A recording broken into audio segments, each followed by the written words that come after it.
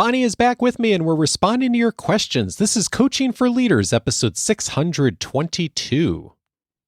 Produced by Innovate Learning, maximizing human potential.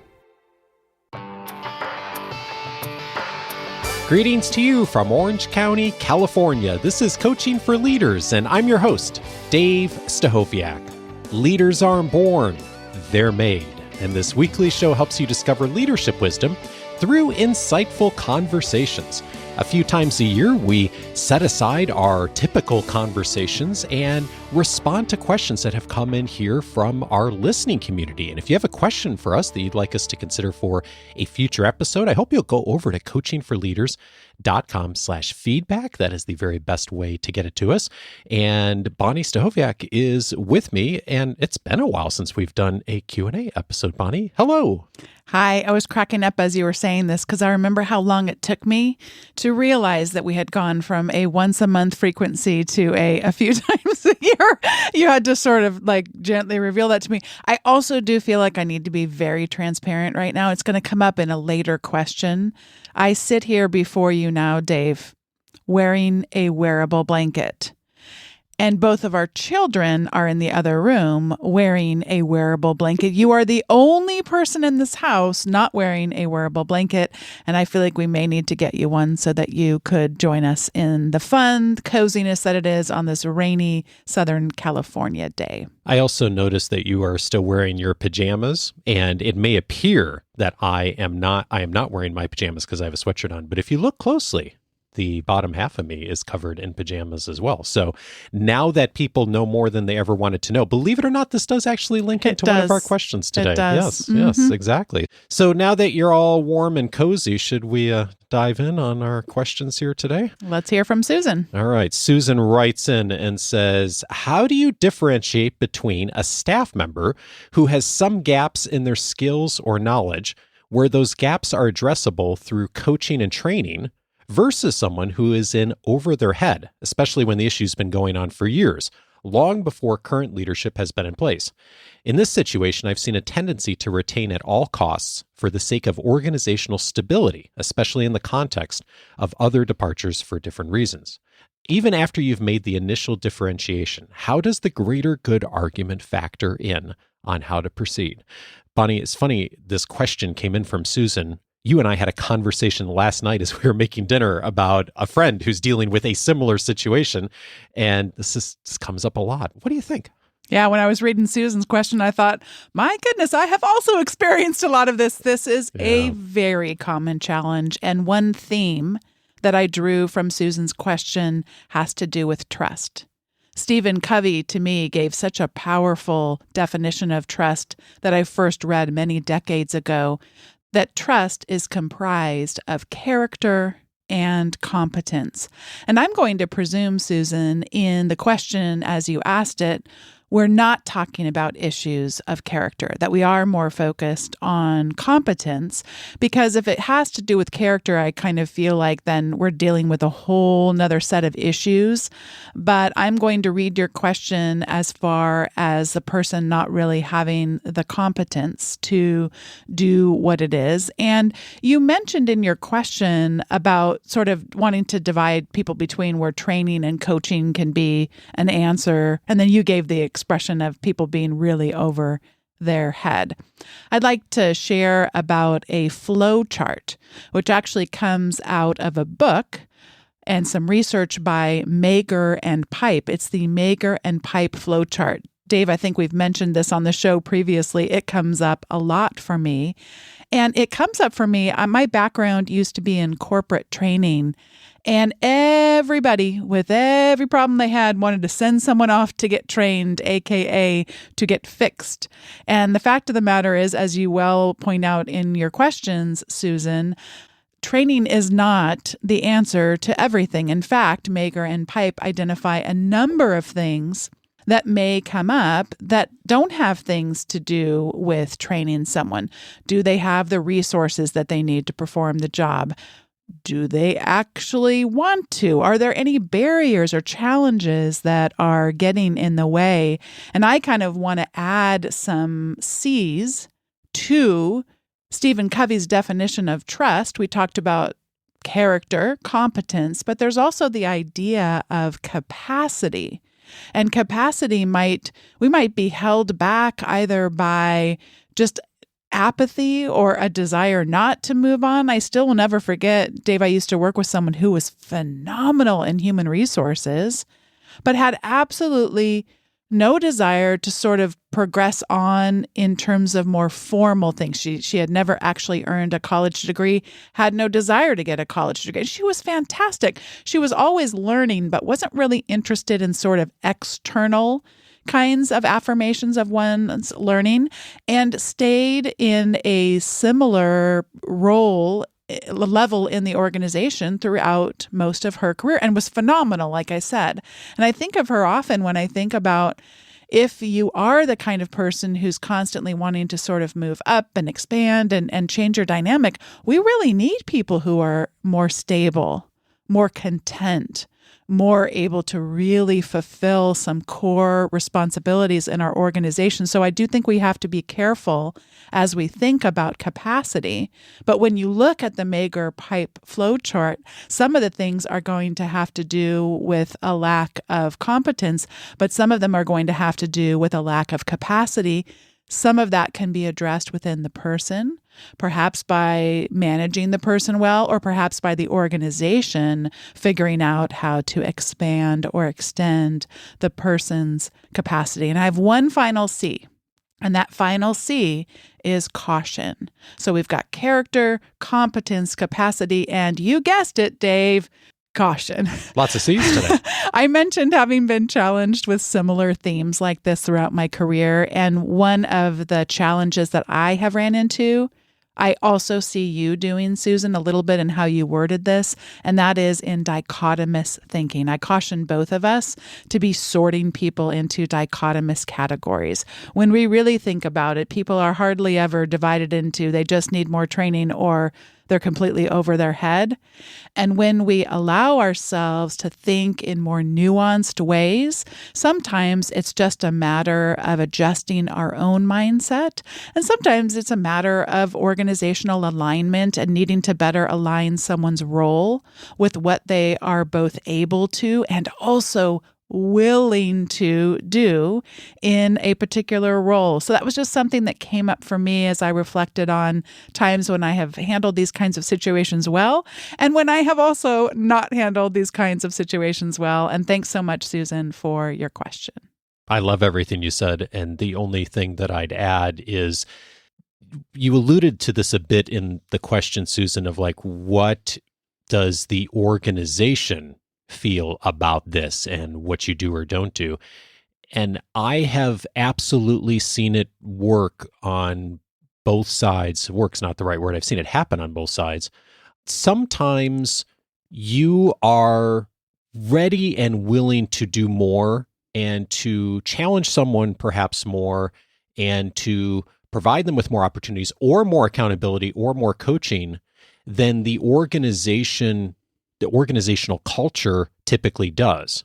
And I have seen it happen where that works really well, where the organization, the other stakeholders may say, hey, we normally wouldn't push as much. We normally wouldn't challenge as much or give as much accountability. But if you as a leader are willing and able to do that for your team, great, we'll support you in doing that. And I'm thinking about one situation in particular where early in my career, I worked with a leader who was outside of the norm, definitely, in how the organization normally handled things, but was fully supported and embraced by the organization of giving people accountability and pushing people more. I've also seen it work the opposite way too, where a particular leader or team is much more, what's the word? Not willing, but just wanting to do more to give feedback, to coach, to provide accountability. And the organization isn't really ready or able or willing to support that. And I don't think that there's necessarily a right or wrong there. I used to think of that more as a right or wrong, but now I just realize that those are different. Sometimes just organizations aren't ready or willing to provide that kind of support for whatever reason. And sometimes that's bad and sometimes it's not. I think the thing is to know like where your organization stands.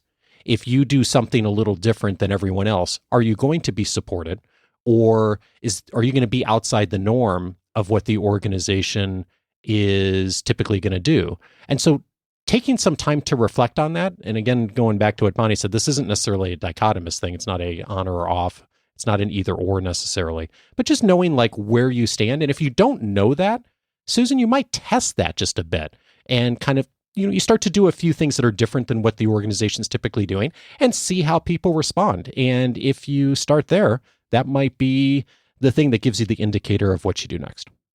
The next question is from Elizabeth. How do I manage a team member who's overly confident in their role and ability? I'm having to highlight where her work isn't at the standard that is expected. I worry that it is fostering a negative dynamic between myself and my team member as they feel I'm being critical of them, as they do not see the work as requiring improvement and often lack accountability for the areas that need improving. As a woman in business, I always want to support other women. Therefore, it's a difficult situation to explain to someone that they are not at the standard that they portray themselves to be. Elizabeth, thank you so much for this question. There's a couple of components to this question. So let's start first with what is the role that this person has? And going back to Bonnie's comment on the last question of the flowchart from Mager and Pipe, which we'll point to in the episode notes, one of the very first questions in that flowchart is, are expectations clear? And so that's my invitation for you as well, is to begin there of, are the expectations of this role clear with the other person? Have those been talked about? Are they espoused? Are they maybe in writing? Is it really clear what those are? And if so, great. If not, that's absolutely the place to start, is to be creating that framework and having those conversations and espousing exactly what the expectations are first. And then calibrating to those. It sounds to me like the two of you aren't calibrated on what those are. So if the expectations are there, your expectations are different than hers, and she isn't calibrated with what you're expecting as far as the role. Now, what to do? So I'm conscious that there's a gender component to this question, and Bonni might have something to add on this too, but I don't think you do her any favors by not giving her feedback and helping her calibrate and providing accountability. So if your intention is, as you say, to support her and to want to help her to grow and to support another woman in business, then I think one of the best things you can do is to provide her with the feedback to make sure that she understands what the expectations of the role are, and also where she is or is not meeting those expectations.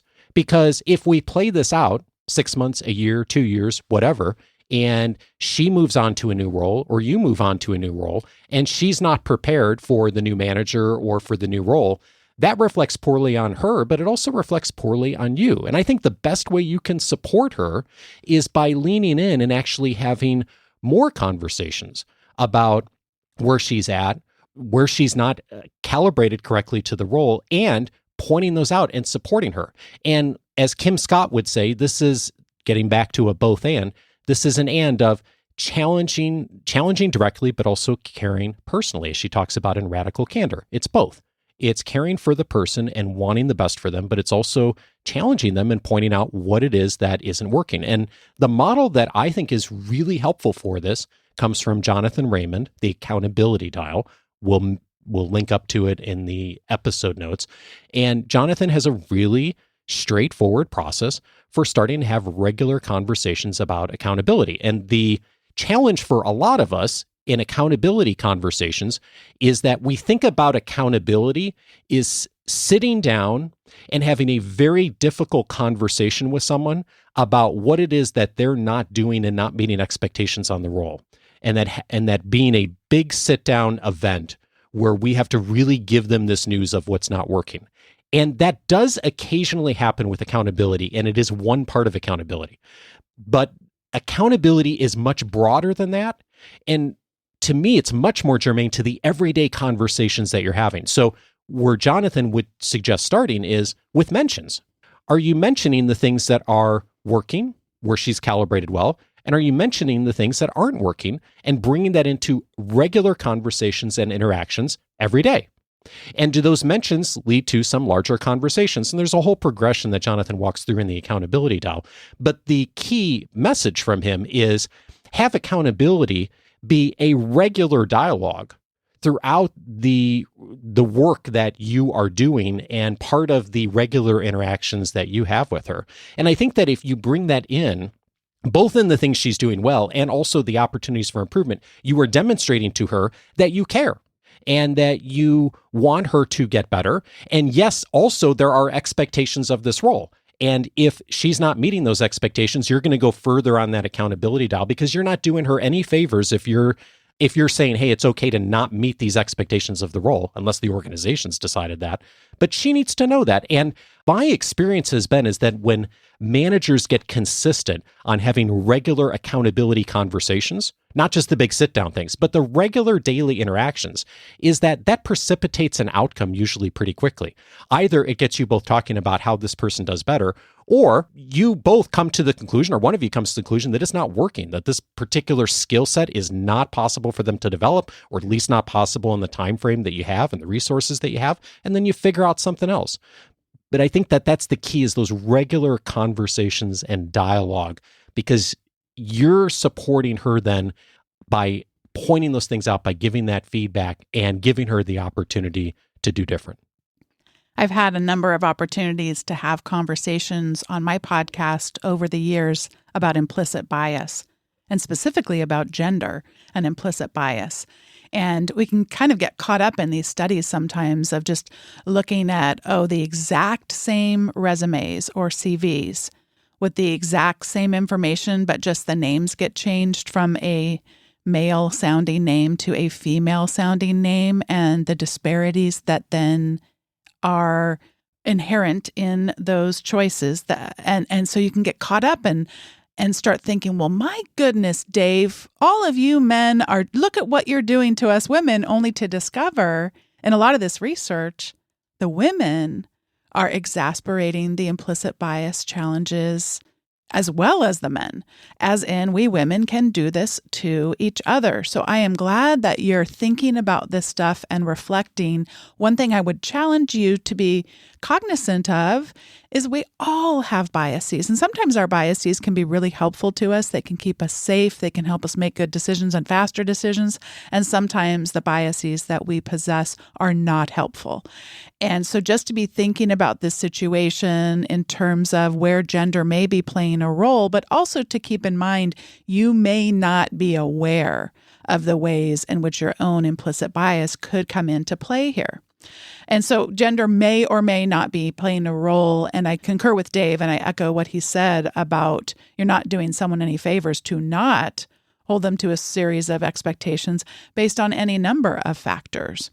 One thing that I think about a lot is I'm a really big fan of the Clifton Strengths, and particularly I find it so much more helpful not just to do the report that tells you what your top 5 strengths are, but how about a list of all 30, I think it's 37 or 34 strengths. 34, yeah. Listed from 1 to 34, as in the one at the very bottom may not be a strength, but it's going to be a weakness. And they talk about, then you want to get other people involved, because rather than try to get better at something that you're just not going to, your default setting is not going to be good at. Well, one of the things that shows up at the top of, or toward the top of my list, is called Maximizer. And Maximizer is all about excellence. And I love that the person I report to at our university, our provost, his name is Ryan. And so we'll regularly have conversations because he's aware of my strengths and he's aware of what it is like if you try to tell someone who loves collaborating with other people and doing incredibly fun, excellent, powerful, life-changing kinds of things. And sometimes what just needs to get done is just to check the box. And so he's really good about either telling me that this is something that doesn't really need to be maximized and helping me sort of navigate that, or really more likely he'll give me things that are great to give a maximizer to, with a great team of people who love to do the same. And so sometimes this can come up, and I just don't know, when someone, you talked about them being overly confident and not, living up to your expectations, you'd want to be self-aware, because I'll find it all the time where I'll have to sort of hold myself back and go, it's not that this person isn't doing a good job or isn't capable of doing a good job, but maximizer is not one of their strengths. So can they draw? It doesn't mean you don't expect people to still do their jobs. It doesn't mean you don't expect people to still contribute. But just how do you align the work as well as align your thinking about the work and the people doing it, such that you're not expecting everyone to show up as maximizers when you don't need everyone? That's not going to be great, because you're going to need some things that just do check the box, and it's not going to be worth it to try to turn everything into a life-changing sort of an experience. So I appreciate your question. I do think the more that we can get these things to be more explicit, and Dave's recommendation of that accountability dial, would be fun for us to hear from you after you start experimenting with some of those things. And that this is a theme for today. It's not an on-off button, but can we sort of gradually adjust our feedback such that we're making sure we have clear expectations, and then that people are getting feedback on how they're meeting them. So many things come back to the episode. We had Wendy Smith on a couple months ago talking about both and thinking instead of either or thinking, and how often we do tend to dichotomize thinking, as you talk about often, Bonni. And it's the invitation, I think, for all of us. I know I catch myself doing this all the time, is like, where can there be an and here? Where can there be a both and of working together and looking at something that is not just dichotomous? And if the more we can nudge ourselves in that direction each day, I think the better.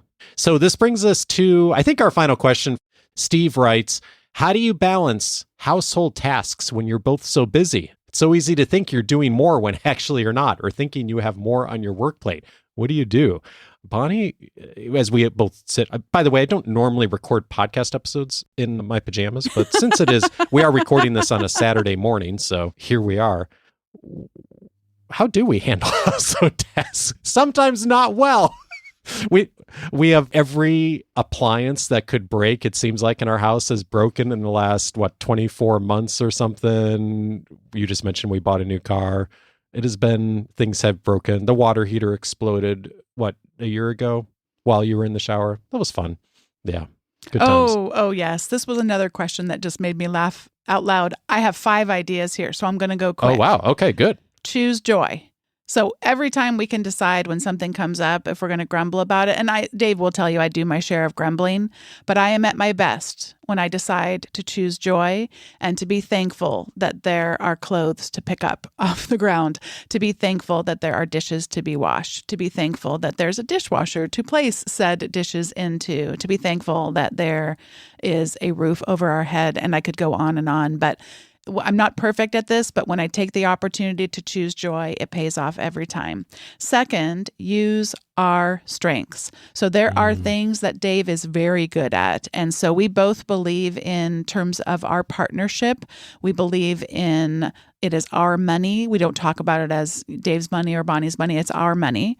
But when it comes to who is actually going to reconcile each and every transaction as it comes in from the various credit cards or banks, that is not a great job for me.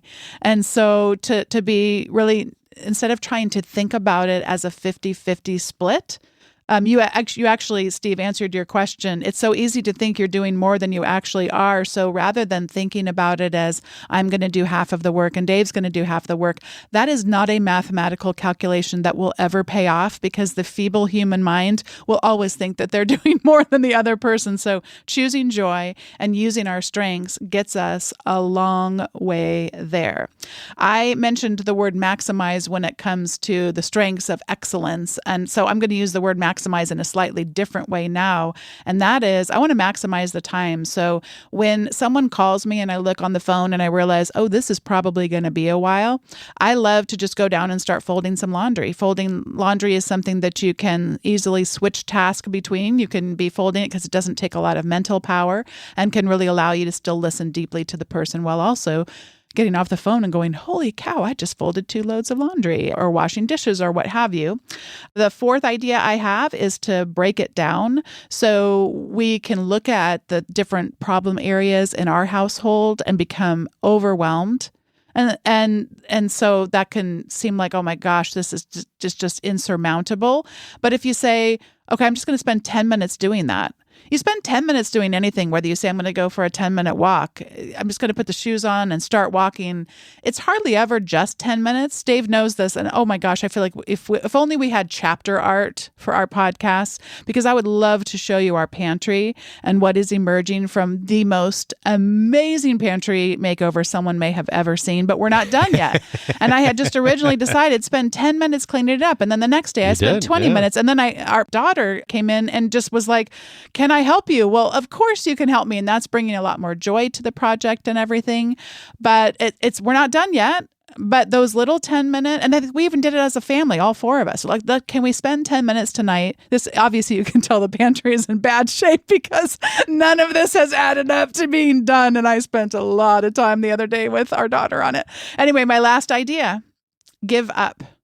So I had really, throughout different portions of the pandemic, I had really, all of us, I think I ran into this where you start to try to take control of something because the whole world felt outside of and feels some days like out of our control.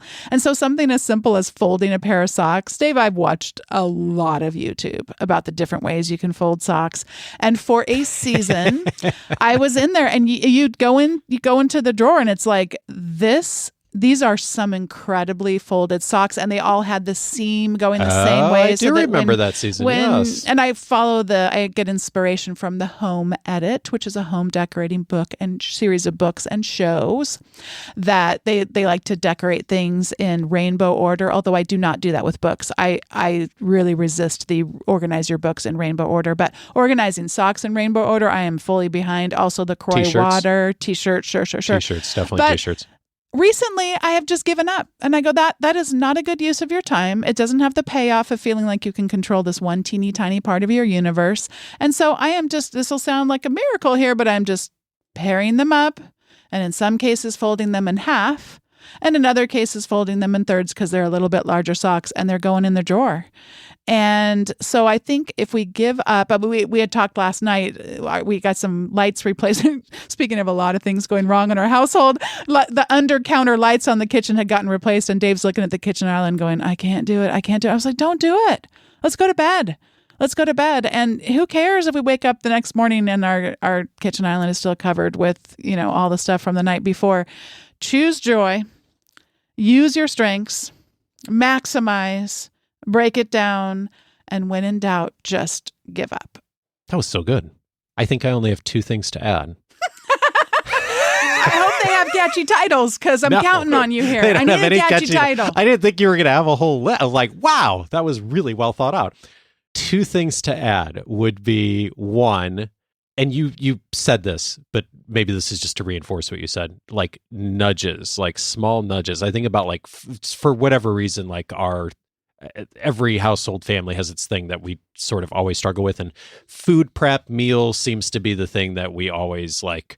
We've done the meal services, we've done cooking at home, there was a season we went through doing too much takeout, the whole bit.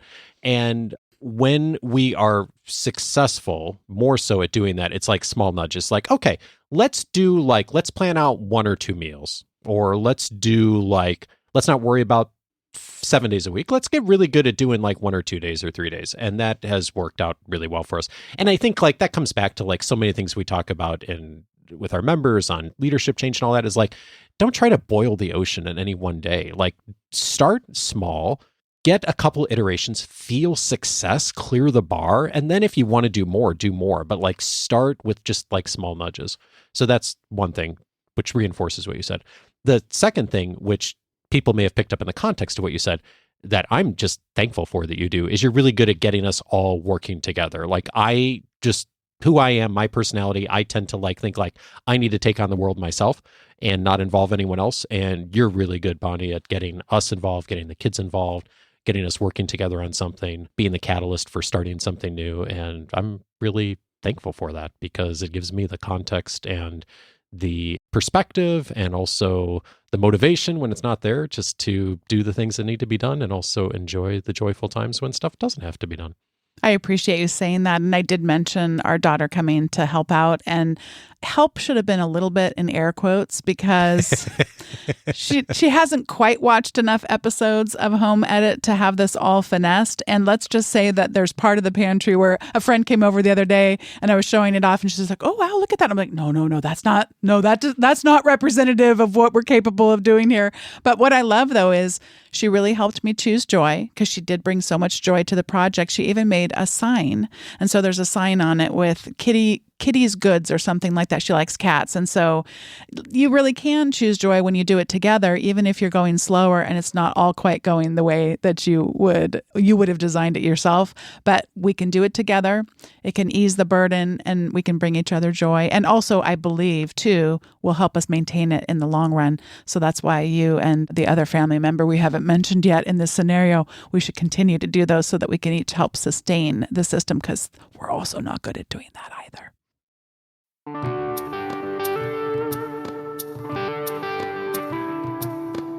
We made a number of mentions on other resources. You'll find those in the episode notes today. And in addition, several related episodes if our conversation was helpful to you. One of them is episode 284, The Way to Stop Rescuing People from Their Problems. Michael Bungay Stanier was my guest on that episode. It's one of my favorite episodes I've aired, and two reasons I love it. One is Michael is always great on topics like that. Secondly, it is a problem so many of us run into, the tendency to rescue people from problems. Episode 284, if you find that tendency in yourself as well, lots of helpful advice from Michael there on how to get a bit better.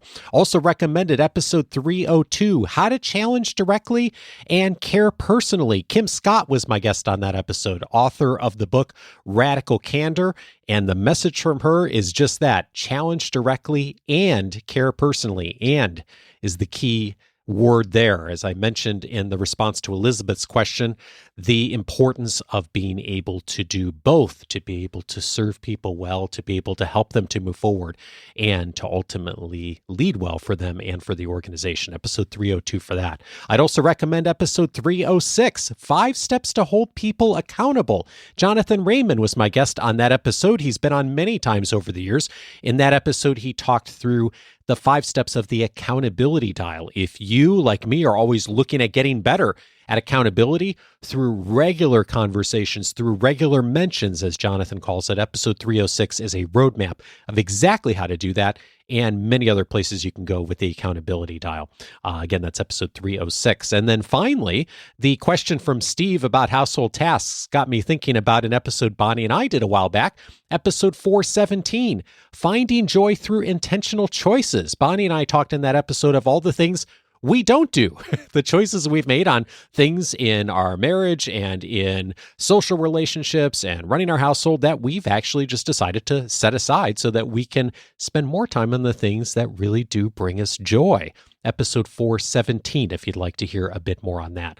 All of those episodes you can find, of course, on the coachingforleaders.com website. I'm inviting you to set up your free membership at coachingforleaders.com. It's going to give you the ability to search all of the past episodes by topic. One of the buttons on the website for searching is the Bonni button. You can click on Bonnie's name and you'll find all the episodes that I featured with her over the years, all of the Q&A episodes we've done, plus a number of other episodes. But there's lots more topics there as well. If you're looking for something on management skills right now, or handling tough conversations, or strategy, so many places you can go inside of our library. It's all cataloged since 2011. And we've made it accessible in a way that you can find what you're looking for right now. All of it's available to you, plus a ton more inside the free membership if you set up your free membership at coachingforleaders.com. And if you're looking for a bit more, you may want to find out a bit about Coaching for Leaders Plus. Coaching for Leaders Plus has several additional benefits. One of them is topic guides. I have hand-selected a whole bunch of topic guides, and each of the topic guides features 3 or 4 past episodes in order, with commentary from me, with specific key points you should pay attention to, with reflection questions, and all answering a very specific question and a path that you can follow with the easy way to make that accessible for you. Topic guides are part of Coaching for Leaders Plus. And if you'd like to find out more about that, you can go over to coachingforleaders.plus. It's a little shortcut that'll get you there to find out more about all the benefits inside Coaching for Leaders Plus. Have a wonderful week, and I'll see you back for our next conversation on Monday.